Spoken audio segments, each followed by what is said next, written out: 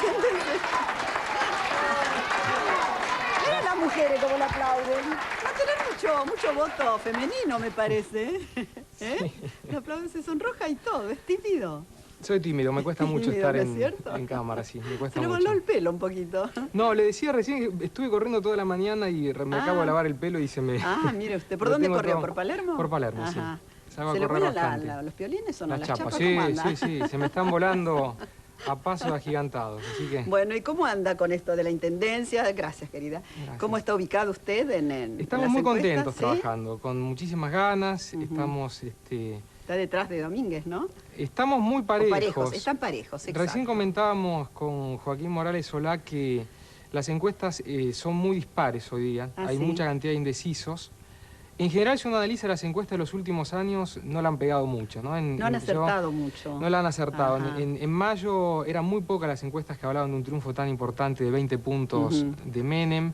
La encuesta de senador con Fernández Mejía hasta poquitos días antes le daban ganador a Herman González. Cierto, es verdad, sí. Yo veía los otros días una revista Somos Vieja del año 88 que también me llamó la atención porque marcaba en aquella famosa interna Menem Cafiero que Cafiero ganaba por 10 puntos de diferencia. Uy, sí, y ganó Menem en ganó ese momento. Es cierto. Y lo mismo que ¿Qué me está queriendo decir entonces? que son relativas, sobre todo cuando faltan tanto tiempo, ¿no?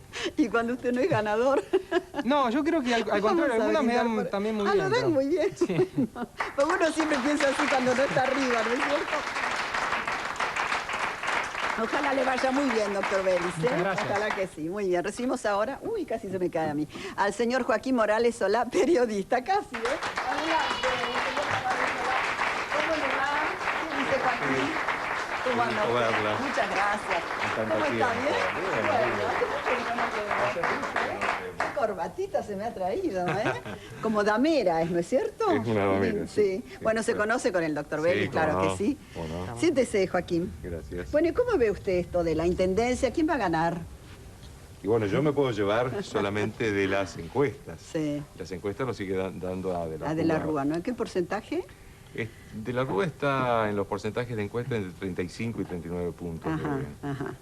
Gracias. Lo novedoso de esta elección, gracias, es que la oposición está dividida y también el oficialismo, digamos, o el partido oficial está dividido. Así que no necesitan muchos porcentajes para ganar a alguien. ¿No? En otros momentos, en la capital se necesitaba un 45, 50% para ganar. ¿Y por qué quiere ser intendente, Vélez? Y para cambiar muchas cosas de la ciudad que no me gustan. ¿Las va a cambiar? Pues nos prometen tanto y después cuando son gobierno las cosas no resultan. Gracias. No, tiene que darnos la oportunidad. Yo creo que es importante que la gente evalúe muy bien las propuestas de cada candidato, que podamos debatir. Por eso nosotros hemos puesto mucho énfasis en nuestros principales puntos de gobierno, en materia de salud, de educación, de ecología, de seguridad. Y esos puntos van a tener que verse en un momento dado cuando debatamos con el resto de los candidatos ante millones de televidentes. Hoy no ¿Van a vimos... debatir? Yo espero, ansío, confío, estoy desafiándolos. Algunos cuando llaman a debatir... Yo intenté traerlos a este programa, no hubo nada que hacer, ¿eh? Bueno, aquí estoy. Bueno, usted solito, pero los otros no quisieron. Me encantaba el debate, ¿no es cierto? Insista, Mirta, insista porque es muy importante que debatamos. Bueno, qué buen libro, buena edición, ¿eh? Gustavo sí. Vélez. Buenos Aires vale la pena. ¿Por qué le puso este título? Porque vale la pena luchar, porque vale la pena comprometerse, porque vale la pena tener ideales, porque vale la pena en la vida pelear por lo que uno cree. Y un subtítulo, ¿no? Propuesta para la ciudad que viene. ¿Me lo ha dedicado? Sí. Qué linda letra tiene. Para Mirta, con la admiración de siempre, Gustavo Vélez. Muchas gracias. No, por favor, te voy a dar un besito. Gracias. Agradeciéndole, ¿eh? Muy bueno este libro, ¿eh? Lo estuve leyendo, ¿eh? ¿Lo leyeste? ¿Quién editó esto? Está muy bien editado. Editorial Planeta. Ah, Planeta, excelente, ¿eh? Muy bueno. Esto es caro, ¿quién le financia esto? No, esto lo paga... Se lo voy a mandar a... Pasa, no tenía la dirección porque... Dije que era caro, que a quién se lo financió. La propia editorial, ¿no? Es un libro que se vende en las librerías, no es que se regala. Ah, bueno. Aquí me dice una persona de mi equipo que todos querían venir menos Domínguez, parece. Bueno. Porque era precandidato, ¿no es cierto? Claro. Insista, Mirta, porque es muy importante que debatamos. Es importantísimo, ¿cómo con civilidad, con respeto por el otro, señor, pero muy es muy importante bueno, que vamos a debatamos. recibir ahora a la señorita, siéntese si son tan amables, la señorita Karina Zampini, actriz, la doctora Carla Lucero de La Mala de Mujercita.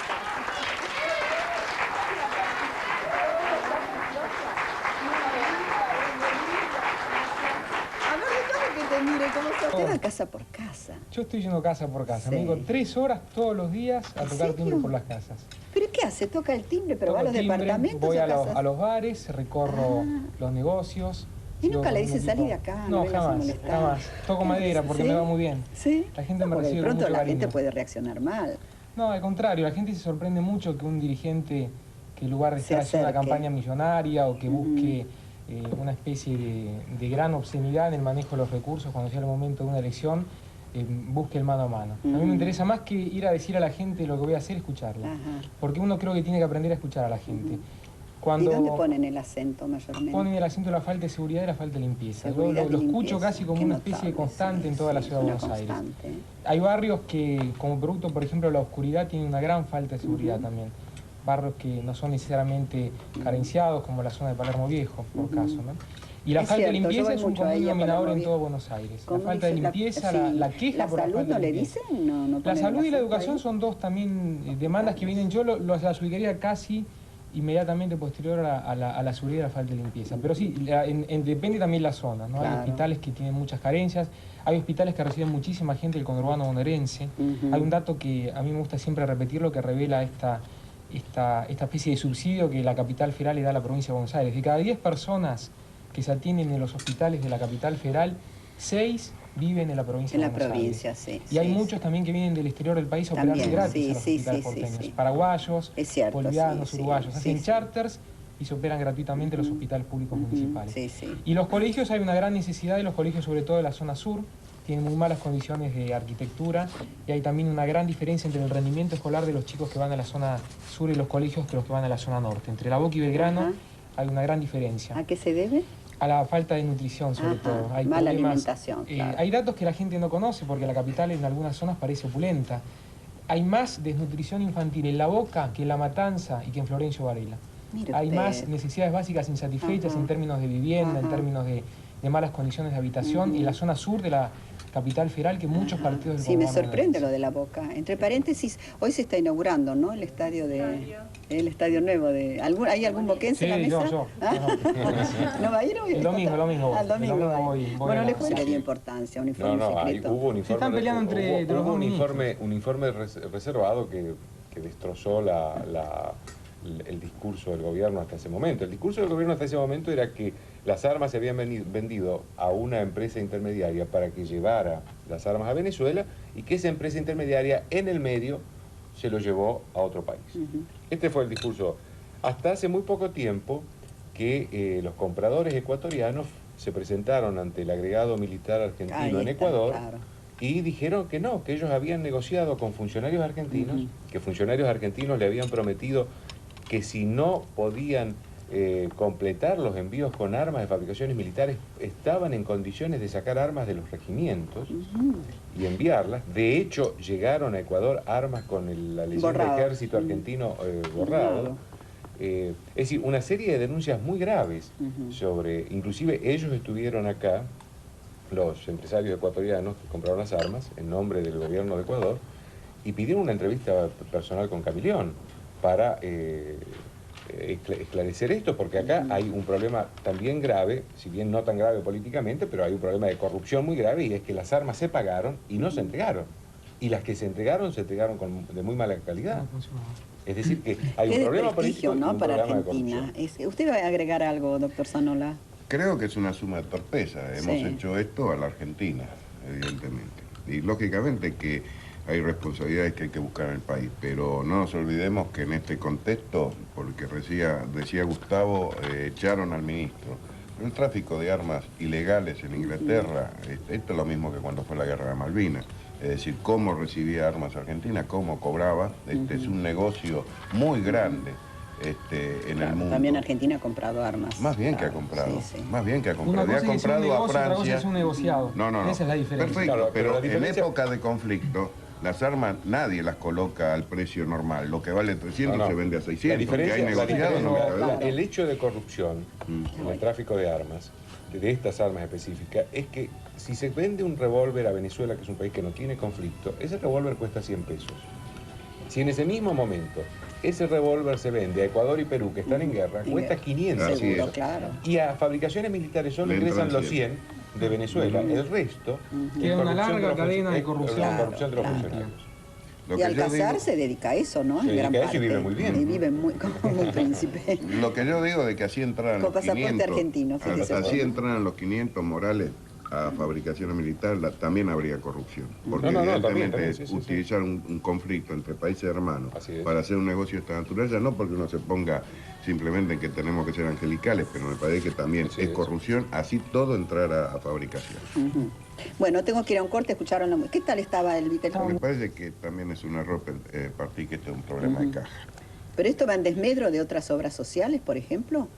¿Ustedes eran privilegiados o no? No, acá se habla de privilegios porque el instituto recibía desde hace 40 y pico de años un 1%. Un 1%. Y el otro 1% iba al sistema de solidaridad, es decir, al ANSAL. Si estaba bien o mal repartido en el ANSAL es otro problema. Pero por otro lado, ayudaba a atender las operaciones de alta tecnología, trasplantes, que otras obras sociales no podían atender para afiliados. Pero yo le quiero contestar a Morales, no para entrar en polémica. Yo no simplemente discuto las obras sociales. Yo vengo discutiendo la deficiencia de este sistema financiero desde hace más de 10 años, no con la administración Menem. Es decir, yo no niego que soy peronista, no niego de que pertenezco al partido, pero tampoco soy demasiado dócil en los temas que superen el tema de exclusivamente la obra social. Hoy tenemos un escándalo en la calle, que es el Banco Integrado Departamental, y la bancaria lo viene denunciando desde hace un año. Cómo fueron otorgadas líneas de crédito, de redescuento, también del fondo fiduciario, a un banco que estaba en crisis. Cómo se le otorgó el Banco Accisio de la Ribera. Es decir, esto la bancaria, a lo mejor puede uno decir, lo tendrían que haber hecho con más énfasis, menos énfasis, pero no hemos demostrado, es decir, no nos gusta el conflicto por el conflicto en sí, pero no hemos sido demasiado dóciles, ni con Alfonsín, ni con Menem. Esto no significa que seamos nene caprichosos que nos oponemos a todo. Queremos discutir en los temas de fondo, queremos discutir en el tema del sistema financiero, que no es un problema exclusivamente bancario, un problema del país. Porque acá cuando hablamos de crecimiento y no tenemos un sistema financiero que en serio atienda a la pequeña y mediana industria, que en serio tenga tasa barata, no simplemente que nos manejemos por riesgos país, no tenemos salida, todo lo demás es verso. Pero usted tiene que reconocer que desde el 89 hasta acá hubo un gran debilitamiento de los dirigentes gremiales. No me cabe duda. Y sin duda, yo creo que ustedes a veces no se miran en el espejo para hacer un examen de qué es lo que han hecho ustedes para el debilitamiento que tienen ahora. Yo creo que... ¿Cuáles son los errores que han cometido? Muy grandes son los errores. Y creo que uno de los errores es el que usted acaba de mencionar, y es la demasiada adscripción a un partido político. El universo de los trabajadores argentinos tiene muchísimas adscripciones políticas, y ustedes viven históricamente prendidos de un partido político, y eso los lleva por ahí a compromisos que superan a la representación del trabajador. Yo no voy a ponerme a analizar situaciones de otros gremios. No primero porque me parecería de poco buen gusto. Le digo que yo pertenezco a un gremio que es heterogéneo en su forma de pensar. Yo estoy acostumbrado a la pluralidad. En mi conducción hay pluralidad. Porque... ¿Hay realmente, sí? Más bien, ¿Sí? El gremio bancario, decir que es peronista o que es radical sería un error.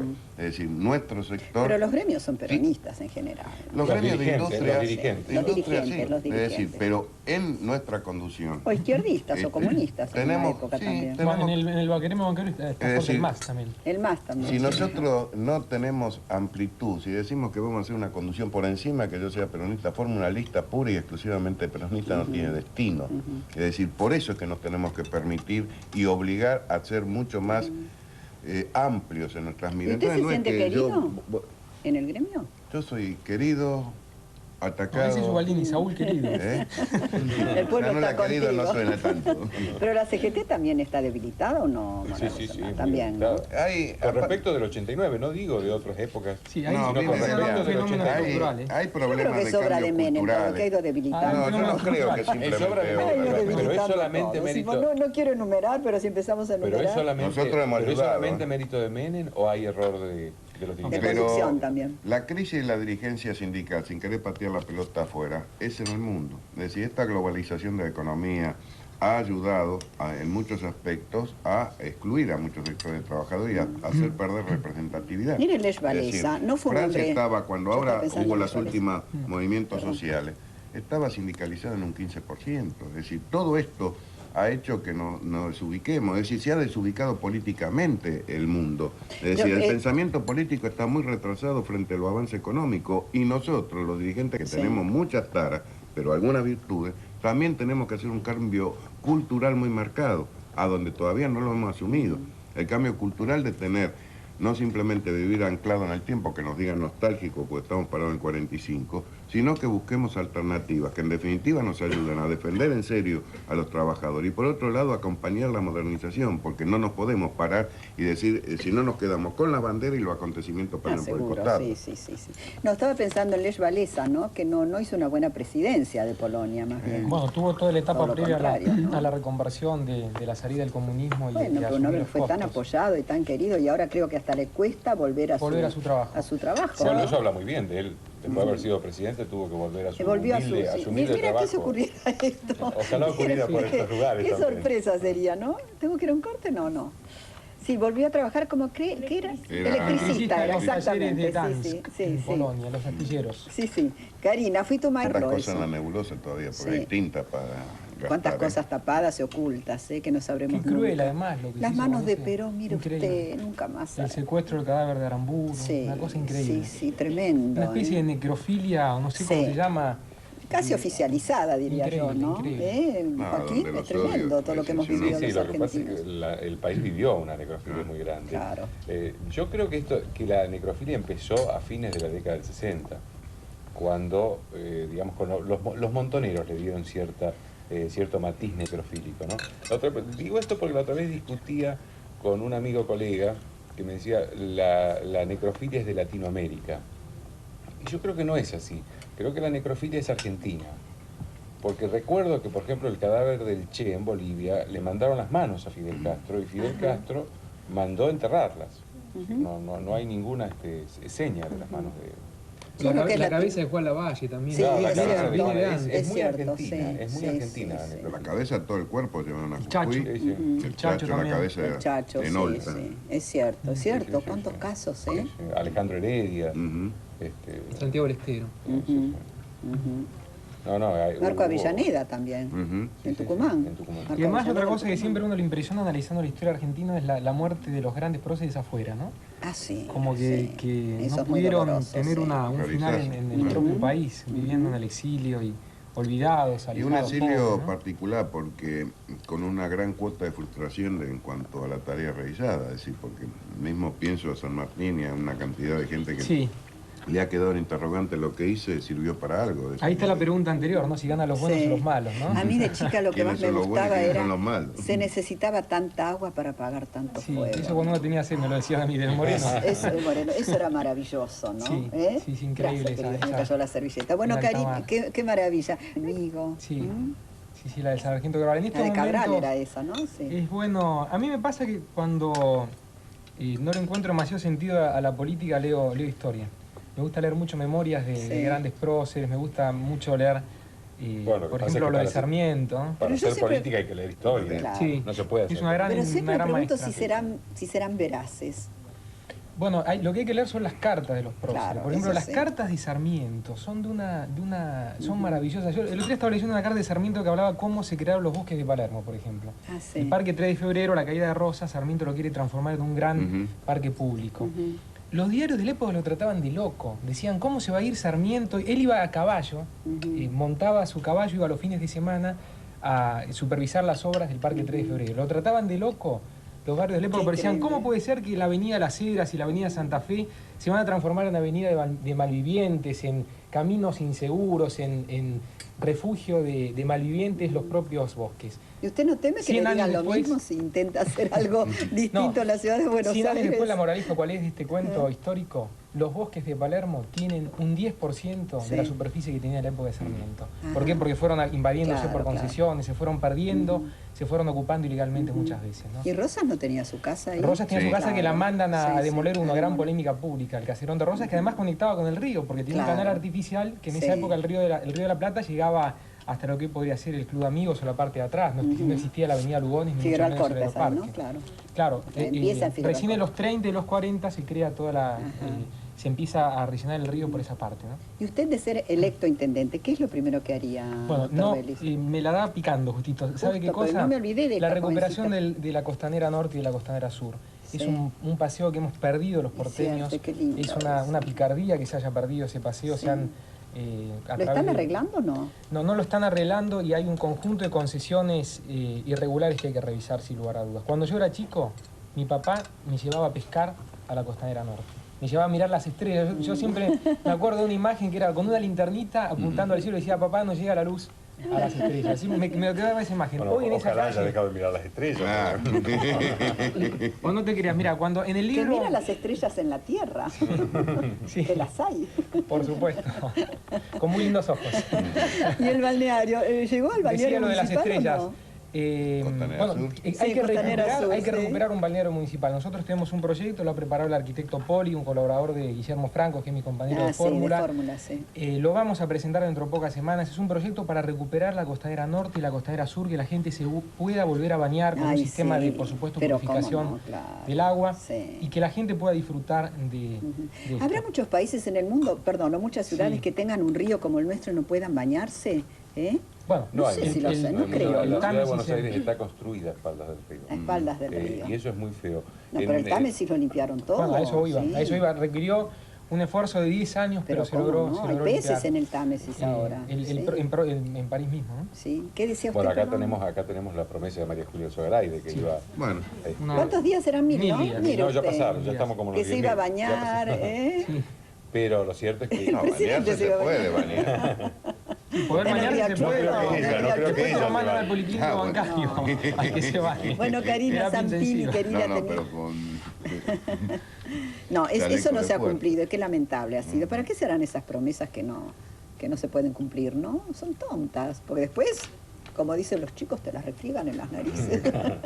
La gente no se olvida, y hacen bien en olvidarse. En realidad, lo último serio que yo he visto hará 10 años, cuando sacaron, que también hay otro plan, que sacaron algunos cascos hundidos y todas las cosas. Sí, pero eso era peligroso porque removía el plomo que hay en el lecho del riachuelo, que es peligrosísimo y tiene un altísimo nivel de contaminación. ¿No? Karina, estábamos pendientes con respecto a la pregunta que te habíamos... Sí. El 21 ¿Antes de la rebaja del IVA o después de la rebaja del IVA? No, de la cola. El 21 de febrero del 91 dijo: sigo creyendo en Menem igual que el día en que lo conocí. ¿Hoy podría sostener lo mismo? Y naturalmente que no, porque eso lo dije en el 91 y en el 93 me fui del gobierno porque se quería reformar la Constitución de un modo que no estaba de acuerdo. Y por supuesto... Se hacía a cualquier precio, ¿no? A cualquier precio. Se quería hacer a cualquier precio, y a mí me parece que eso estaba en contra de mis convicciones, así que opté por abandonar el gobierno. El 22 de octubre de 1992 dijo: el gobierno se está depurando. Bueno, dice usted, se estaba abriendo una luz. Lo de la revista Gente, me estaban por nombrar ministro del Interior, querían hacer un cambio sacándolo a Monsanto y poniéndolo a la persona que aparecía en ese momento como con más imagen de honestidad ante la sociedad, de credibilidad, como se dice hoy día, o de decencia. Pero por supuesto no se me dio la oportunidad en términos de un poder concreto, una cantidad de cosas muy negativas en cuanto a lo que era la reforma política que impulsaba y que no se respaldaba, la propia reforma de la Constitución, que para mí fue el tema central de todo lo que motivó mi alejamiento del gobierno en ese momento. Y es bueno haber estado en un gobierno y después hacer reproches que no eran honestos, que había mucha corrupción. El reproche uno lo hace con su propia conducta. La sensación que hoy tiene uno en la sociedad es que hay una gran demanda de transparencia, y uno con su propia conducta, esté adentro o esté afuera, genera un reproche. Porque estando adentro... ¿Cuánto tiempo estuvo usted en el gobierno? Estuve desde el año 89 al año 93, 4 años. El gran reproche... Mucho para haber advertido tantas irregularidades, ¿no? Mucho tiempo, por supuesto. Yo me voy a la semana si noto algo malo. Pero no fue tan lineal la historia del gobierno de Menem. Al principio generó una gran expectativa. Se generaron muchísimos casos de corrupción, y esos casos de corrupción, ante cada una de las denuncias, había dos respuestas que eran muy concretas. O hay que ir a la justicia, o se está investigando hasta las últimas consecuencias. La generación de esa sucesión de episodios generó una gran situación de impunidad en la sociedad argentina. A mí, muchas veces cuando me hacen esas preguntas parece que yo me hubiera ido al gobierno ayer o antes de ayer. Cuando estaba en el gobierno y hablaba de ética, muchos decían ¿qué hace ahí adentro?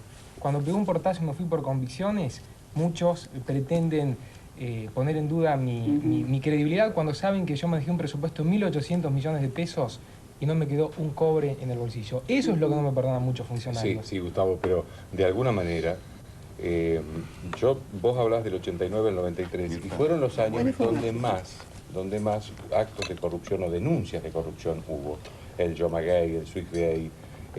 Y efectivamente comparto lo que te decía Mirta, de que en 4 años es demasiado tiempo para no ver eso. Vos sos un periodista muy informado. Si vas a ver cada una de mis manifestaciones públicas, cada uno de los libros que yo escribí, cada una de las opiniones que tenía en reportajes, vas a ver que yo estaba en una lucha muy intensa, muy sincera y muy honesta desde adentro del gobierno. Yo no te culpo a vos.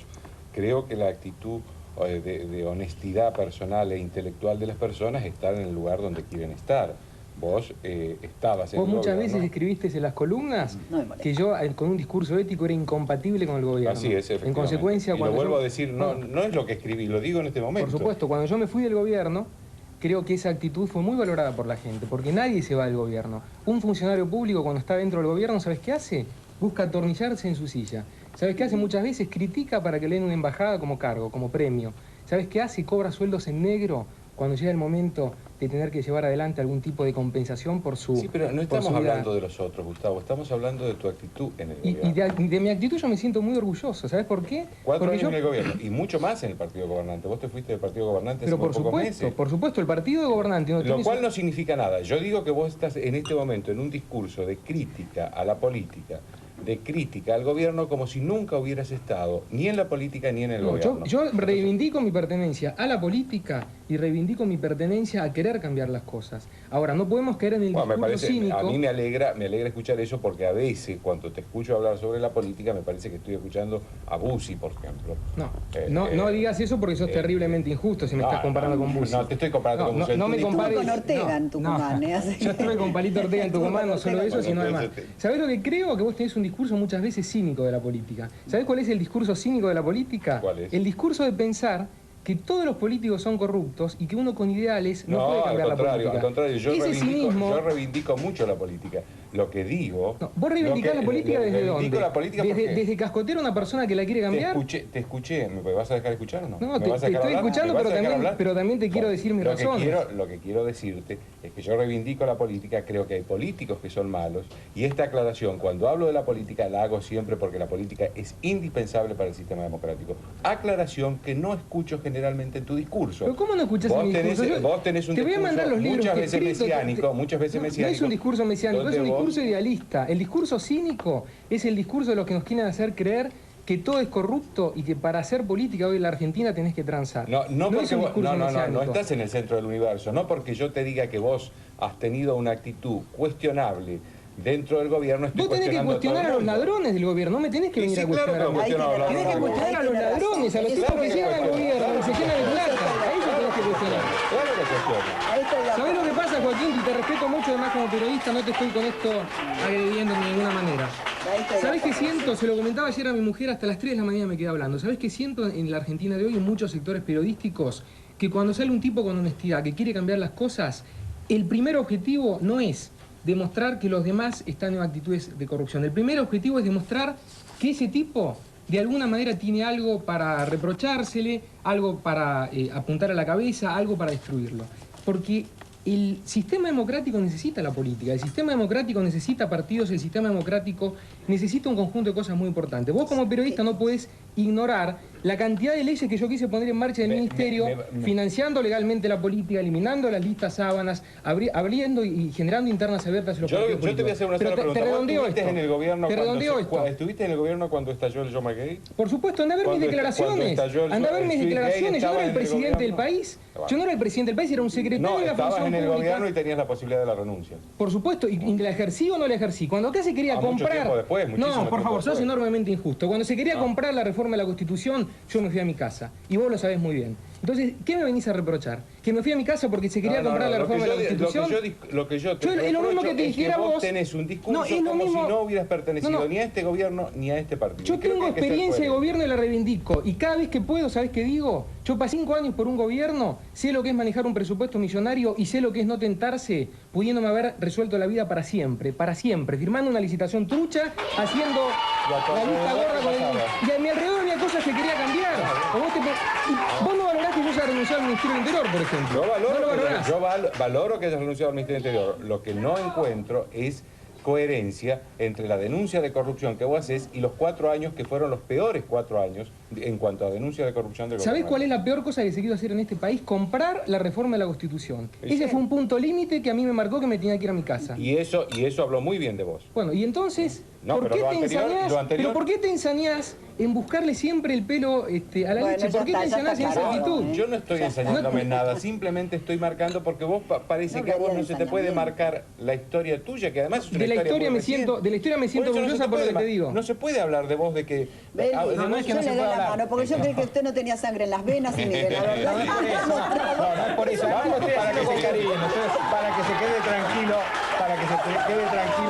lo trajo una cigüeña. A la política lo trajo una cigüeña. Es un pecado conseguir. La verdad es que ha tenido que cargar con todo. Desde decirle que pertenece al Opus Dei, zapatitos blancos, ¿cómo lo llamamos? Bueno, eso es zapatitos blancos. No lo dijo nadie. No lo dije yo. No lo dije yo. ¿Sabés qué más? Blando, le falta. No es eso.